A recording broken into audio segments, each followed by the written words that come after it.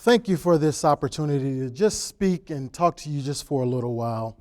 You know, when I think about the overall theme of healing, I think about intentional and being intentional. What does it mean? And I'm reminded that to be intentional, it means that you must recognize that there is an ailment, there is an issue that comes with healing. And so when I think about that, I think about something that has to be done on purpose and deliberate. So for healing, there has to be a deliberate effort of change. In other words, change done on purpose. I'm not sure who Anonymous is, but I love Anonymous because Anonymous says that nothing changes unless folks feel uncomfortable.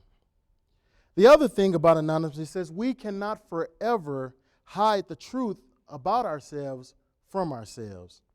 And so let me apologize to you up front because I have an intention today to make you feel just a little bit uncomfortable. I mean, really, because I want to talk about the experiences that we all have in this life. I want to know from you, do you believe in facts? Why don't we believe in facts? I mean, anymore someone says something and we just push it away. Sometimes, someone tells you something that's an expert and we question it. Why? Why do we question everything? I mean, if you think about it, if someone that's considered an expert says that this is what it is, and yet we question it, and then we start an argument about it. Also, why? Why do we believe, and I want you to think about this yourself, why do you believe that your beliefs are better than someone else's? I mean, it is what we do, right? We believe that what we know and what we believe in is better than the next man. Someone says that I believe this, and then we turn around and says, well, no, that's not right because it's this. Why? Why do we have those arguments? Why are we fighting about those things? Also, what do you want that I don't want? I mean, really, ask yourself that question. What is it that you want that I don't want? Or even your fellow man, what is it that you want that they don't want? I mean, if we stop and think about it, I want a great place to live. I want affordable health care. I want a good place to send my kids to go to school. I want all those things. So do you not want those things? I mean, really, we have to ask ourselves that. Do we not want the same things?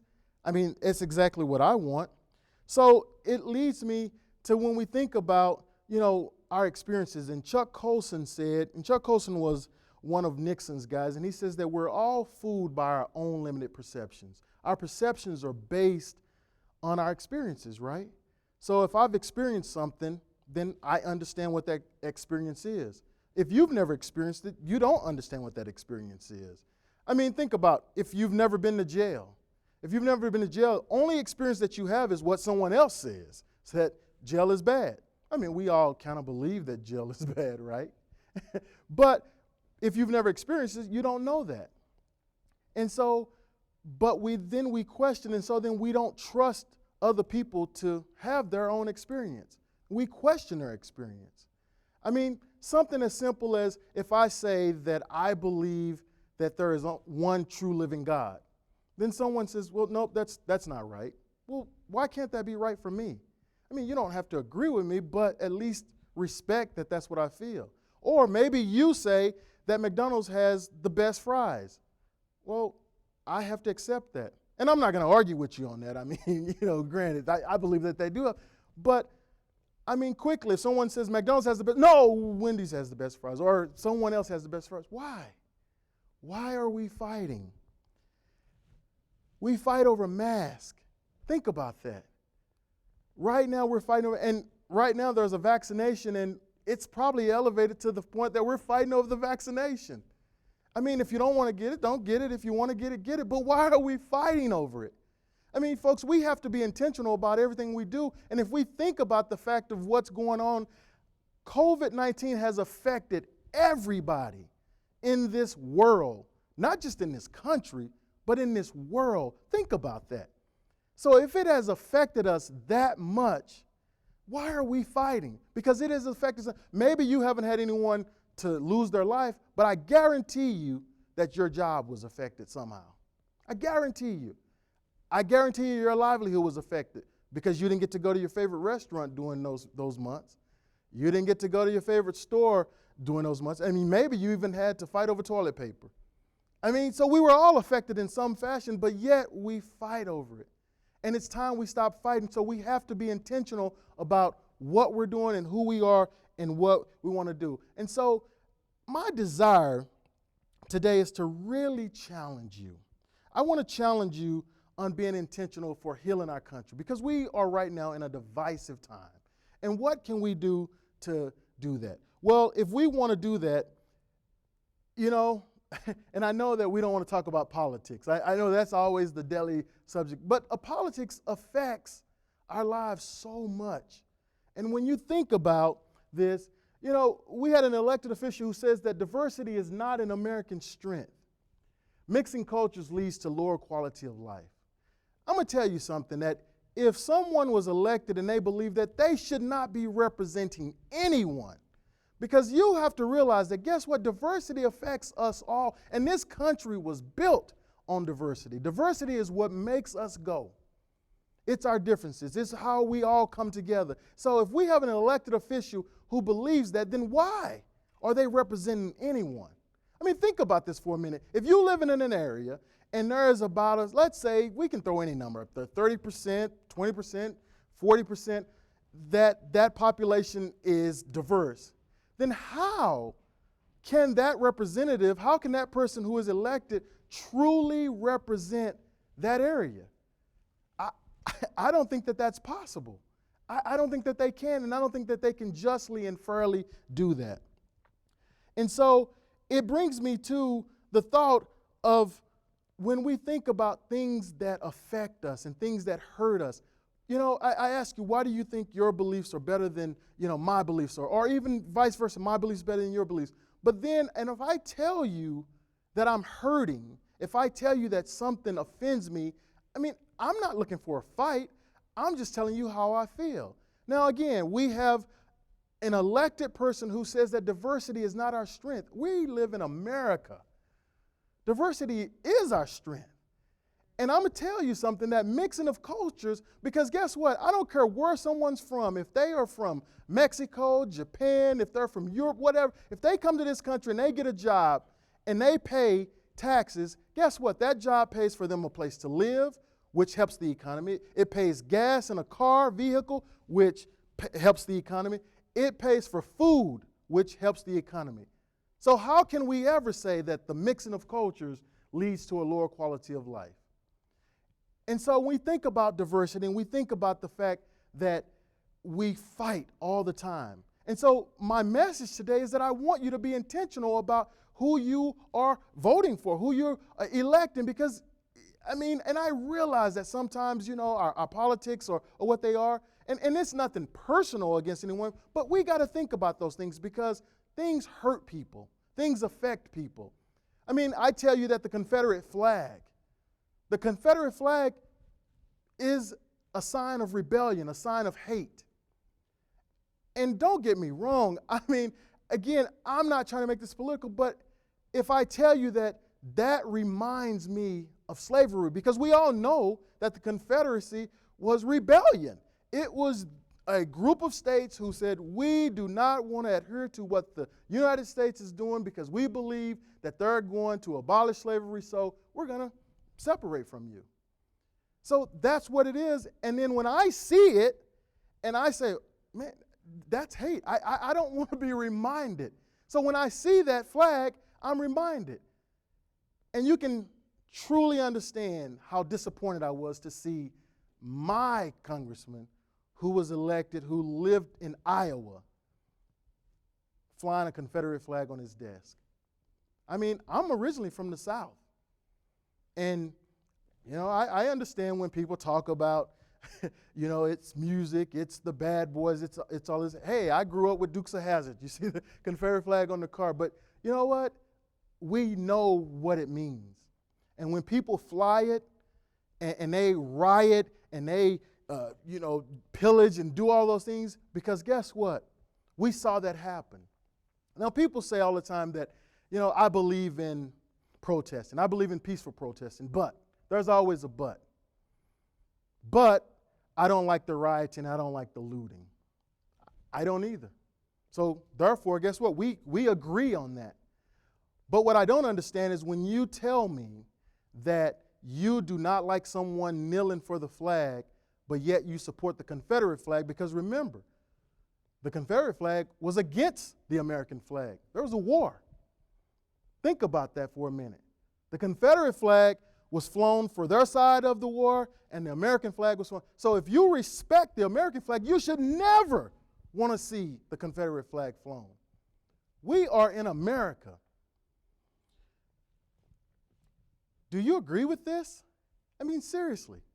We talk about we don't like the looting and the rioting, but yet we support police.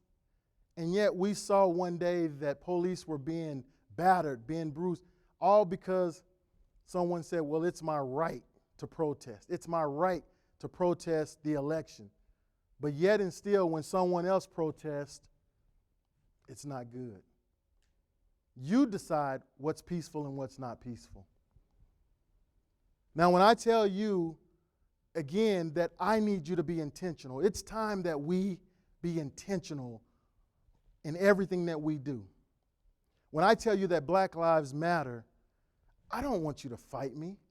I don't want you to tell me, no, all lives matter.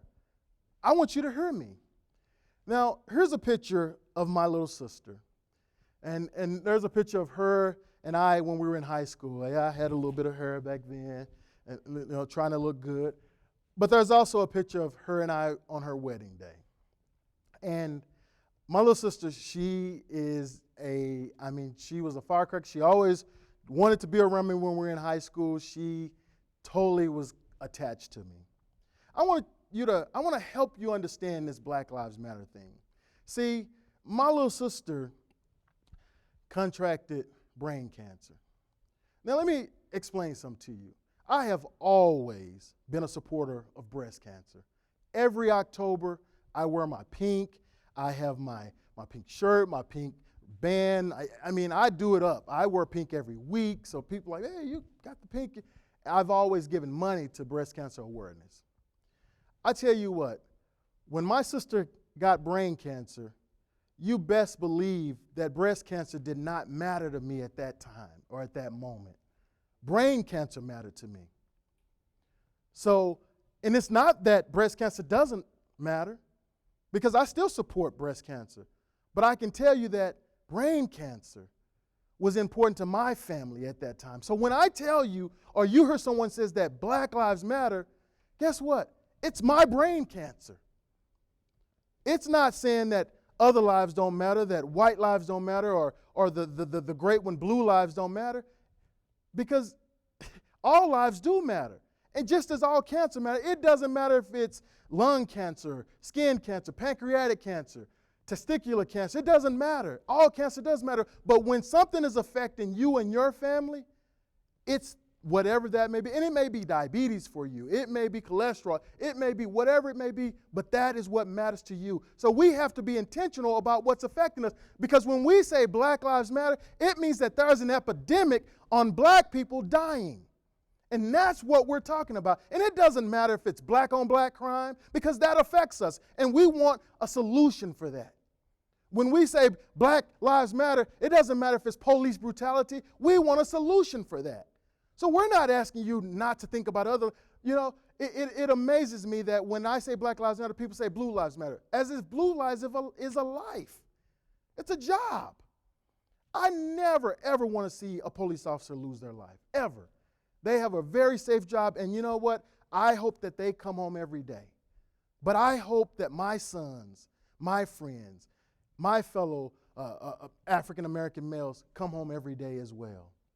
So when someone says Black Lives Matter, I want you to think about whatever ailment you're dealing with, and I want you to say, you know what?